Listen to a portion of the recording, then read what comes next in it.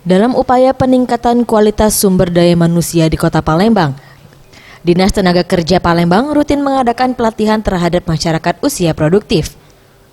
Kepala Dinas Ketenagakerjaan Kota Palembang Edison menjelaskan, peserta pelatihan juga akan diberikan modal usaha agar ke depan dapat membuka lapangan kerja sendiri. Untuk peserta pelatihan dipilih dari perwakilan 18 kecamatan yang ada di Kota Palembang dan diikutkan dalam berbagai bidang pelatihan selama 35 hari secara gratis, mulai dari tata rias, menjahit, mengelas, hingga elektronik. Di tahun 2019, sebanyak 256 orang peserta sudah dinyatakan lulus oleh Disnaker Kota Palembang dan siap membuka lapangan kerjanya sendiri. Kan ditambah nggak Pak Ton?